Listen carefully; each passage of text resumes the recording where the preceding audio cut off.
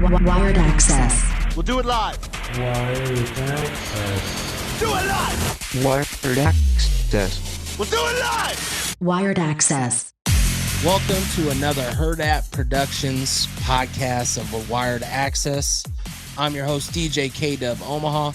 To my left, we have 8th grader Yano Jones, who has an offer from NAIA champion. Let me say that again, champion, and the first middle schooler to have an offer from Iowa Western. His father, Yano Jones, as well. Welcome, guys. How are you doing today? Doing great. Doing great. So, Yano, you obviously are a multi-sport athlete. What's your favorite sport? My first sport's football. Football? Yeah. What brought your love to football? What's the first thing you think you can remember back for the football? Probably seen a lot of videos and pictures of my dad doing it. It just, I don't know, I just like it a lot more. Okay. But even though you can play the basketball and do all that, yours is football. Now, obviously, you've taken part in some of the big camps around here, but also away from here. What's the number one thing you remember in your Vegas trip when it came to FBU? Probably people getting a bunch of reps in a competition. It was fun. And so when you don't know many of the kids, did you do it with your 7-on-7 team or just yourself? Just yourself. It was just me, yeah. So when you know no one, what is that feeling for you as an 8th grader? I mean, it's like you got like really nervous, and it was just about like they were like cutting you in the line and stuff, and you gotta take action and just don't let them do anything like that. Take what reps are yours. Yeah. Now, obviously, you've also been around a lot of athletes, not only as of high school athletes, but you've been around some college athletes and pro athletes. What does that atmosphere help you and drive you to be a better player? Just like seeing their accomplishments and their like achievements and how well they're doing in like the pros and college and stuff. It like drives me and makes me want to be where they are. And do you understand some of the things that they're looking for and what they do? Yeah. What do you think is probably the number one thing that you really don't like to do, but you know that you got to do? Like working after practices and like coming home and then working, because I really want to be on like video games with my friends and stuff, but I know I got to put in that work. And so when you talk about this work, what's some of the things? Obviously, you brought up the video games. How do you get your friends to understand that at a very young age? I mean, a lot of them don't. They just, I don't know. Have you ever had to kind of stick up for yourself of like, hey, I know where I want to be and what I want to do? Yeah. And what's kind of the reaction you get? Like, all right, do whatever. Well, that's always good that they keep you involved. You know, the biggest thing that I always say, we can always be so busy. Just give me the invite and let me tell you if I'm busy. Now, obviously, besides that, how does it schoolwork and the working out extra? How do you keep those things in line? Obviously, it's 8th grade, so it's not super hard. 7th, sorry, going into 8th grade next year.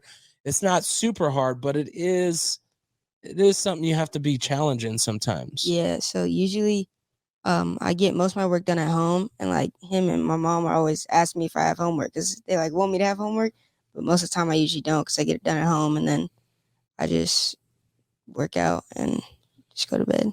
So then you just took on some of the quarterback role as some of the things that you've been working on. Yeah.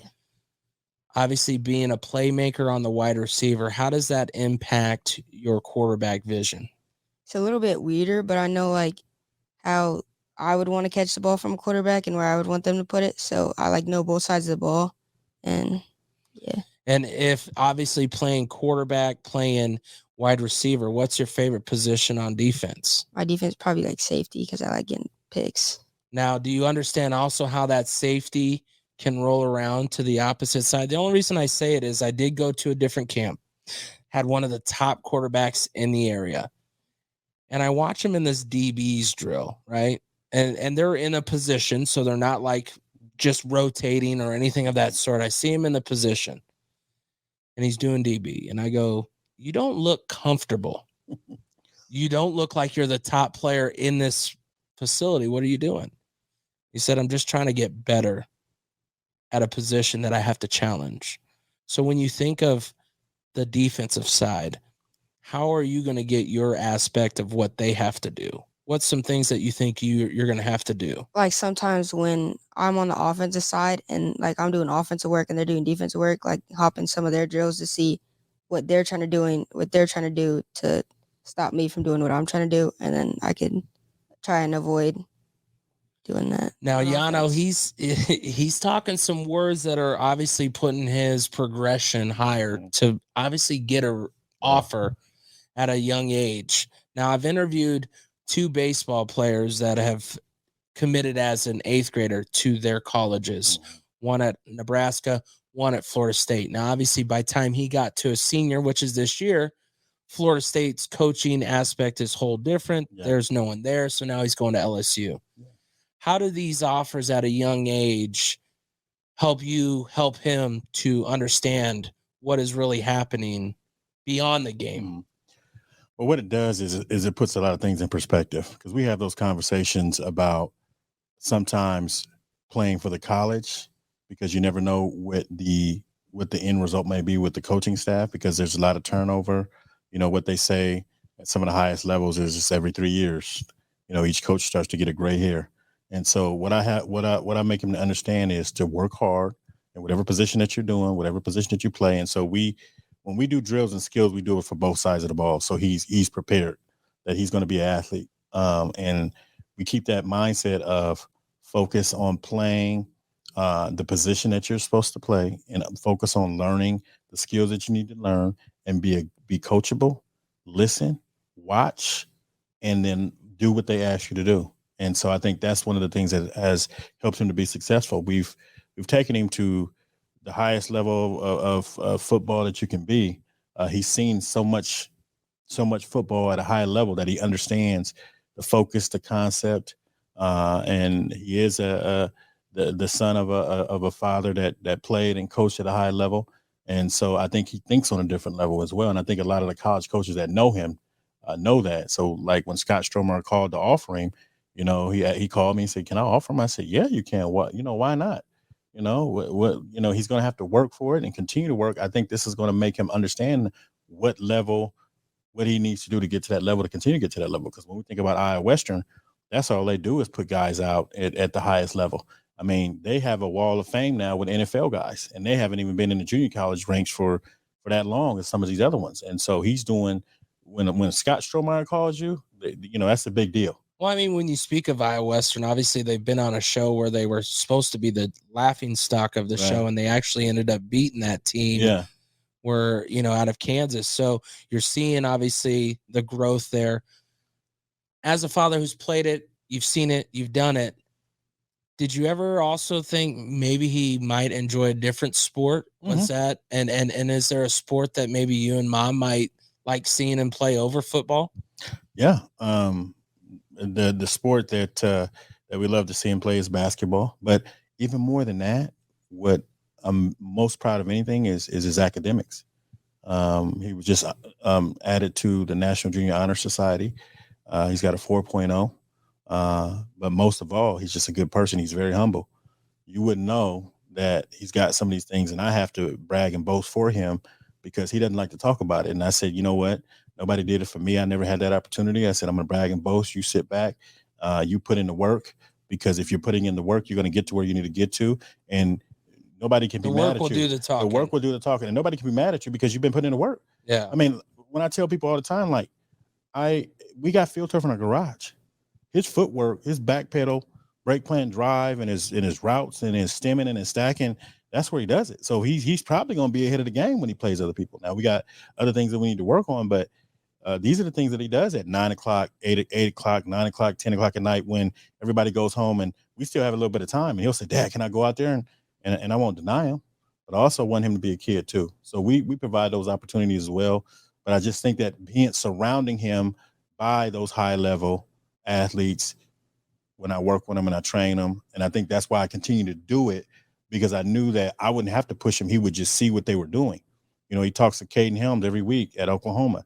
He talks to Luke Lindemeyer at Nebraska every week, and those guys are his big brothers. Yeah. And so they talk to him every day about getting better and focus and your commitment level and where you need to be. But those things are areas that I'm very proud of him, because you wouldn't know about him. Even his friends, we don't talk about sports. He'll be playing video games. He won't even, his best friend is, he doesn't even play sports that much. They play video games. So when he comes home, He's playing video games. It's the funniest thing Yeah. ever. He's what's your favorite game? Minecraft. No. Minecraft. Minecraft. Come on, And the video, Dan. I On the don't video. I don't understand Minecraft. I mean, sometimes. And he's in there watching the YouTube videos. Come on, Dad. this Yeah, I'm can't putting be it on out the there, video. baby. So when everybody think all he does is sports, I'm like, nah. He's No, like he this. gets to be a kid. I get it. You know, I think the hardest thing as a father, when you've played sports and you've lived sports and you still had a little childhood, obviously ours is different than theirs. We were out on bikes. We were out till the lights come on. It's hard to get mad at a kid when they work extra and they just want to play a couple hours of a game. Sure. You know, as long as they know how to distinguish the difference of one, the talk is obviously hard on the game, you know, because you're going to be around people that have the same mentality as yourself. So being able to distinguish those things, what's some of the hardest things for yourself? Obviously, your dad's an administrator in the area. Every time you're around, all eyes are on you, whether it's a teacher, a coach. How does that feel as an athlete, but also just as a person? Like, does that help motivate you to be who you are? Like a little bit, and then it's kind of hard sometimes to try and not do some of the things that my friends do, but I kind of gotten used to it now, and try and stay away from most of those things, like when I'm around people and when I'm not. Yeah, because I could tell sometimes, obviously, like at some of the basketball games and stuff like that, like the boys want to act up, and then you see little Yano just kind of staying back to himself. It's always hard to be the person that other people don't know the examples. They don't always have the role models. Do you have any friends that you kind of help be a role model to and kind of show them how to be a better person in general? Yeah, I have a couple of them that are at my school and stuff. Yeah. Yeah. And what's some of those challenges that you have with that? Some of them try and I don't know, just make fun of stuff in the hallway and goof around and stuff. And I tell them no, don't do that because you get in trouble. There's cameras and stuff. You don't want to get in trouble. Yeah. And setting the reality for them. So now obviously you're also looking at an adventure of doing a little bit of mowing. Yeah. What is that? How does that transpire into everything that you do? Is that a little relaxing time? Because I could tell you, I own a lawn company. It's relaxing to me because it's just you, the grass, and your headphones. No one else. But the end results goes right back to anything else that you do in full time, whether it's sports, video games, and academics. Yeah. The end results are there for seeing. How does that feel? So last year I used to mow with a push mower, and I love seeing straight lines and line it up and seeing everything perfect, and then getting paid is a little bit extra. It's fun. But this year we just got a push mower, so we're learning how to do it. And one time 2 days ago there was a little bit of extra grass in the yard because we had cut it a little bit too low, and so we were raking. I was like, Dad, I gotta be done. He's like, no, you gotta do this 100%. Because we want to do that how we're going to do life. So we stayed out there for an hour, raking up the yard and making sure that it looked clean and stuff. With the zero turn. So what? Yeah. Oh, yeah. With the zero turn, you got to be careful. Even though it says zero turn, that's only if you want rut turn. Yeah. You got to do the 3-point turn if you want no ruts. But that's neither here nor there. It's more of the life lessons that you're continuing to learn. You're continuing to grow. If there was a position on the football field that you've never played before, but you really wish you could do, is there any of those on offense or defense? I want to see what it's like to be on the line for a little bit, just going against 6'7", 300-pound dudes. I just want to see what it would be like to do that. See what it's like? Yeah. So when you say something like that, the reason that really hits home for me in a good way is because the understanding of who is your protection, the struggles that they go through. And I think if you can build around yourself and keep that front five dedicated to what your goal is and understand the goals, the leadership will take over. And what I mean by that is as we had an interview earlier with Coach Bober, who coaches line, offensive line, confidence is hard. The want to is hard because there is no limelight. What's some things that you've seen at a higher level that's going to help you make sure they understand how important they are to you? Because obviously you've been at some big games, the Sugar Bowl and all that. You see what those skilled players have to do with these linemen to make sure they understand. What's some of those things?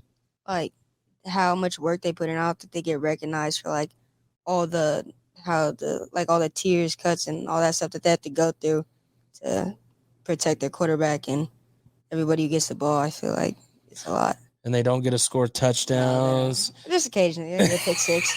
Occasionally, though, Yeah, it's always fun when they get the line right and involved. So when you think of all the games and all the things that you've went to, what is some of the best things that you're taking from these things? I see a lot of techniques that are used. Like when we go to like the camps, they have drills that are going to be done at camps, which we use during training, so that way we get ready for it. Like when we do go to the camp, we already have done it and like be good at it. And then when you're influencing the people around you, what's some of the things you can do to help them want to work harder?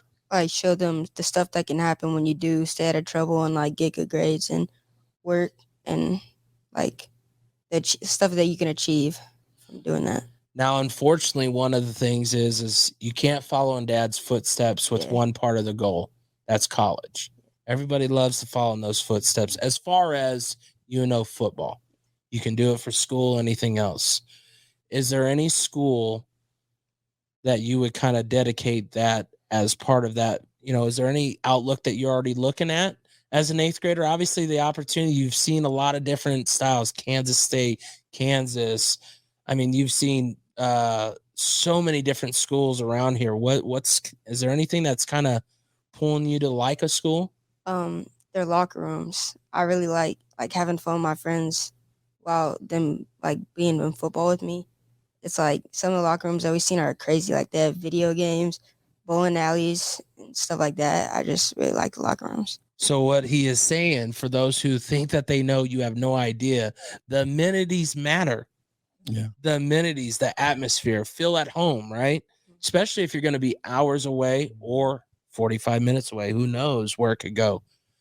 When you think of where you are today, and you're obviously getting closer to high school, what is your hopes for high school? Are you still trying to multi-sport? Are you looking to kind of hone in more? What's your aspect of multi-sport athlete? When I get to high school, I think I want to stay like a little bit more on the football side, but I would like to be on varsity for both teams. I feel like that'd be fun, just the atmosphere and stuff like that.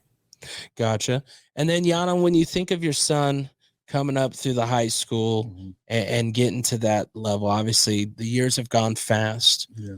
What's some of the greatest things that you're seeing on and off the field from him? That, I mean, obviously you've touched base on a little bit of his work ethic, but it all comes back to what you guys have been teaching him, For me, it's just knowing that he's going to be a good kid. He's going to work hard to have good grades.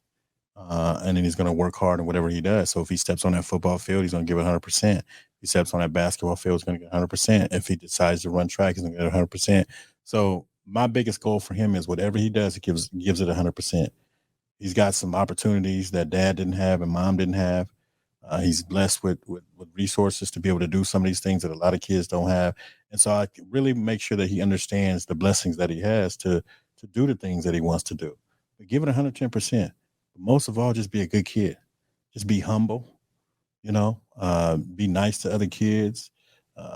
He makes me proud when he does that. Like people haven't seen some of the things that he does with some of the programs outside of sports that he does when he's working with other students as a mentor and doing some things like that. That's what I'm most proud of. And so I know that him being a good person will correlate to him being a good athlete, will correlate to him being successful in whatever he wants to do. He might wake up and say, Dad, I don't want to play sports anymore. And guess what? 4.0. We'll figure it out, right? We'll figure it out. Get good grades, get a full ride in academics, and be an engineer, be a doctor, be a lawyer, or whatever it is that he wants to do. He can go pick up trash. Doesn't matter. He can cut grass on his own business. That's right. Whatever he does, just give it 110%. And don't lose it. Don't lose it. Yeah. Well, and you brought up a good thing of mentoring kids and mentoring other. My oldest, she's now about to graduate. She went to Papio South. She's going to be a teacher either in the special education or elementary education. But the one thing that all my kids have seen and done is everybody to them is the same, as far as whether you have maybe a mental aspect, whether you have a ability that you can't do. Have you ever been around anything like they have all play baseball? And I don't know if you know what that is, but that's one thing that like really hit home for me is it's where kids with disabilities, whether in wheelchair, a walk, or anything like that, they play baseball, but obviously they don't get to play the same baseball that you or I play. And the baseball team that we did it with, we get to help them and push them along. Is there anything in that aspect that you've kind of seen around or that you've been a part of? Yeah, so when I was in elementary school, we had this thing like kind of like that, but it was for like kickball. And so like I got invited to that with my friend Ben, and we just had a great time. We like got pizza, and like there was kids from all around the Papillion elementary schools, and we just had fun and played kickball. He's one of his best friends. Heck yeah. And when you say this, Yano, obviously, how do you let him know, because you've experienced where what you're experiencing today can be gone tomorrow, and use something like a Ben situation where it kind of relates back? Well, I remind him every day about me being a cancer survivor and telling him not to take life for granted. Like, it's a real thing. Yes. It's a real thing to know that, you know, his father had to go through chemotherapy and stuff like that. Like, I tell him, like, understand that you're blessed with all these opportunities. Give it 100%. Man, it's one of those life lessons that you can't, like, I can never say I know what he's talking about. Right. You have or you haven't. Yep. The only thing that I could ever say is the only experience that I've ever done is death in the family. Right. That's the only thing I can relate to it. So when you look at all this stuff that your dad's went through, what's the number one inspiring thing that you've constantly keep at the top of the mind of why you work so hard? Probably for my grandma. She had passed away when I was like 12, like a year ago, and she's like one of my biggest inspirations to like go to the NFL and stuff like that. That's deep, man. And it's nothing wrong, and it's always better to know that she's up there watching and looking over you to see you succeed. So when you have that pressure, how do you relax yourself out of the pressure? I just think about my family and the stuff that I want to do in life, like when I have kids and stuff like that. Awesome. Well, obviously you did a local camp. FBU came from Vegas. They came here. You had a lot more of your friends involved this time, a lot more of your teammates, stuff like that. How were you able to set the example at that camp? Because there was a lot of kids that you still didn't know. What was some of the things that you did to kind of set the example? A lot of them, like sometimes we were talking in line and stuff, and I had to tell them we got to stay focused because it's like a camp where you could get like invited to like All American and stuff like that. And I had done it before, so I know like most of the drills that we're gonna do now, except I was in the quarterback position, so it was a little bit different. And what was your thoughts of the quarterback position? Obviously, for some, they go, "Oh, you got to be with Casey Thompson." To me, that's a great role model. No matter whether Husker, not a Husker. No, that's right. How do you handle adversity? What's some things that you might have learned even from him? We learned like a lot of skill stuff, like how to like read the DN like options, a lot of footwork and keeping the ball up and ball placement stuff that I hadn't really learned before because I never done quarterback training or been a quarterback like that. And yeah. And when you know, of course, the quarterback regiment, that's not something you're specialized in. Right. How do you find help, and what do you think is the avenue you have to go? Because there are some good quarterbacks around here, but doesn't mean that they're teaching what is today knowledge. Well, it starts back with Daniel Kalen. See, when he was an 8th grader coming into his freshman year, I did some work with him, mentoring, and then some training, maybe not quarterback training, but just athletic training. Because I said, you got to be able to pick up the first down with 5 yards or 10. So we worked on a lot of that, but just kind of seeing some of the things that he went through, some of the camps, some of the individual coaching that he received is some of the things that I'm going to have to do with Yano. And we're going to have to get him out to Florida, Texas, and California. We talked about Elite 11. We talked about there's a young man that worked with a lot of young quarterbacks named Danny Hernandez out in California that has asked for me to fly Yano out there to get some work in. There's some things with Yano that you just can't teach that I didn't even think of because I didn't want to hear about the daddy ball. There's this thing called daddy ball. Yeah. That a lot of my friends and teammates and peers said that Yano has it. He's got the eye, he's got the ball placement, he's got the arm. Yano, don't fight it. Just put him in that position and let him thrive. Once he picks this up, he's going to take it to a whole different level. And I never forget, it was funny because Abdul Muhammad, who I look up to as a really good athlete that played for the Huskers, that was with the Nebraska Elite as well, was one of the individuals that come up to me and said, man, that boy at quarterback. And then Keith Mercer and Dwayne Harris. And so all these guys that know high-level quarterback and focus and the mindset were like, Yano, why are you fighting it? And I said, well, it's so hard. The politics are real. The money that you got to spend to get him in that position is real. If you look at some of those quarterbacks, a lot of those guys come from a lot of resources. And they pay a lot of money because everybody wants to be a quarterback. I didn't want to be that dad. Yeah. Until, what happened was, and I'm going to tell you how it snuck up on him. Well, we got ready to go down to Atlanta and he was playing kickball and tweaked his quad. Well, he couldn't run. Well, so there's 2 or 3 touchdowns a game and 7-on-7, but it was really like a twinkle in my eyes. Like, yeah, I got him now. So I'd put him at quarterback. He gets out there, and I'm not lying to you, destroys a couple of teams, especially this team from Tallahassee who had a pretty good team. I forgot what they call 805 boys or something, but he did so well against that Tallahassee team. Number one, they didn't realize that was only his first or second time playing quarterback. Number two, they was like, who is that kid? And I never tell anybody that he's my son until after the fact because I want them to see him for who he is. Get him. And I'm telling you, the dude called me and said, hey, can he come play? And then they put a highlight film together. And that's what I said to him. I said, Yano, this is a God's sign that you're a quarterback. I mean, you have it. Yeah, you can play wide out. Yeah, we can put you out there. But sometimes a good leader, you're smart, you're patient, you're kind. The kids look up to you and they appreciate your friendship. That's a quarterback. That's a leader. That's a leader. Yeah. And you're natural and you don't even try. You're just a good person with a good heart. And that happens to be a good athlete. And so just everybody kept telling me, and I was trying to fight it. I still kind of fight it, but it's like, let's do it. And he's, we put him at quarterback. He did very well. The next game he did very well. And it's just kind of grown on him. And now he's realizing what he can do and what he can achieve if he just puts his mind to it to say, I'm going to step up and handle the pressure and deal with it and go. Because that's what he was afraid of, the pressure. And I said, it's going to be pressure playing wide out too.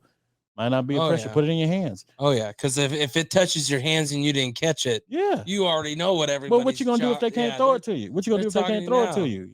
I told him the same thing. And they said to me too. I said, well, Yano, what if he gets somewhere and they ain't got nobody to get him the ball? I said, yeah, that's true. So what if you look right now and you think of that injury that you had, what's some of the mental things that you were thinking of then? What's something? I mean, obviously you weren't able to just go run and do whatever Yano wanted to do. Or the microphone. So it was kind of annoying because I didn't want to play quarterback at all. I just wanted to catch touchdowns and stuff. So I was like really mad. I was trying to like fight through it and do warm-ups, and I was like, I can't do this no more. So I just switched to quarterback, and then yeah. And now you're seeing it all go. What's your thoughts on that? I mean, is it eye-opening? Is it something that you're like, okay, now I'm seeing what others, I mean, because it is hard to, you can either be a humble or you can be a guy who eats his own hype and creates his own hype. And obviously I just don't see that in you. I haven't seen it in you since I've ever met you or talked to you. I mean, you don't walk around like you walk around like a kid. You walk around like you're enjoying what you're doing. What's that like for you? It's like, I don't know. I never thought that I would ever be a quarterback because I always thought I'd be a receiver because of my dad. And then I started playing quarterback. I was like, oh, I'm kind of good at this. So I like stayed at it. And then I started getting like way better at it. Seeing you got the ball in your hands every time. Yeah. So now the play goes through you. The feelings go through you. The energy you bring. Mm-hmm. It's how do you get them to match? So you've obviously changed to that role. What's some things that have possibly been a struggle when it did come to the competition side of it that you've had to deal with? It was like a lot of it was how like I'm not very good at like getting it like all the way downfield. Like I'm pretty accurate, but like getting it all the way downfield was like a little bit harder for me. So I had to learn to throw it earlier before they could get all the way down there. That way they would be able to catch it. And my footwork, I needed to work on that a little bit because I usually didn't. I just took one step back and then let it fly and stuff like that. And so this weekend, what was the number one thing that you took away from that camp? Footwork, like this 3-step and 5-step and hitching and stuff like that. And so, of course, looking at yourself, people are going to go, okay, you're not tall enough. Yeah. You're not big enough. What was some things that possibly even Casey might have even helped you out with some words on that part? Staying focused and making up with that with like hard work and work ethic and stuff like that. Well, I want to say that I appreciate you coming on the show. One, to give an aspect from a kid that's growing up through already done with 7th grade football, going on to 8th grade football. And then obviously going through the FBU, being a Top Gun performer. What did that mean to you? And what are you hoping to achieve from it? I want to learn like a lot more about quarterback when I go down to the Top Gun and have some really good competition there. Because it was a lot better for me to get the Top Gun invitation like when I was in front of like the people and stuff. Because last time we got it like thinking that I didn't get it, and we were like just like at a movie theater, and then we got it when we were in Vegas. So it means like a lot more to me to get it there in front of all of the local people. Yeah. Well, you know, your story's going to be awesome to watch it unfold. Slowly rolls. It's going to head in the right direction. Obviously, keeping your grades right, keeping your mind right, keeping your style right. Dad, what is it like to know that, I mean, he's just that much closer to those goals that you guys are setting? And what are you hoping as a father that comes out of all this? I just hope that he continues to understand the focus, continues to understand the commitment level, gets out in that garage when nobody's watching, when everybody's asleep, and he puts in that work, because that's what it takes. And I always think back to wishing that I had a father figure around to be able to provide some of the things that I provide. And so I let it be known to him all the time. Like, there's kids out there that don't have nothing that you have, nowhere near. Are you going to take advantage of it? Are you going to utilize the resources and the opportunities that are presented to you? If you do, it'll work itself out. If you don't, you're going to be sitting back like some of these kids thinking, saying shoulda, coulda, woulda, because that's what some of them are doing right now. And it's one of those situations where I'm trying to prevent that from happening by saying, you know, guiding him, because a lot of parents will say, well, you got to let them do it. Well, sometimes that don't work. You know, we got to guide some of our kids and make sure that they're going in the right direction, you know, because if something fails and it fails, you want them to know that, look, I provided opportunity, provided a guidance. And it's okay that it's okay. It's okay that it failed. It's okay that it failed. But keep pushing, keep working, and I think it'll work itself out in the long run. So when you see some of the pro answers, there's some good, some bad of it. I'll take the Giannis one for the latest one, where someone asks, did you feel like it was a failure? Now, there's a good and a bad side to failure. It was a failure because I never reached my goal. Mm-hmm. But on the flip side, you learned a lot through it. How do you distinguish yourself at a young age to understand the difference between failure and learning process? I feel like failure is when you fail, but you don't give it your all. And learning from it is like when you give it your all, knowing that you gave it your all and failed, but you could still learn from it. It's something like that little that makes someone at a young age, well beyond their years. Once again, I appreciate Yano Jones and Yano Jones just giving the story of, with the right follow, the right leadership, the right dedication to yourself, anything's possible. Still a lot to go, still a lot to grow. Dad, what are you going to do for the eating regimen for him so he can get up? Or does he already scarf food and everything at the house? He's probably like I was when I was his age, very selective. Don't eat a lot. That's why he's skinny. So we almost got to kind of find something that he likes so he can eat it. So he'll want to eat it. I mean, I was the same way. I tell my wife, because I know I don't look like it now, but I was built just like him. Yeah. You know, I mean, when I graduated from high school, I was 6'2", 160 pounds. So a lot of people don't, they see this and they don't know. They don't know. You get to a certain age, when you get to over 36, then you start kind of gaining the poundage because before I could just eat whatever I wanted to eat anytime, any day.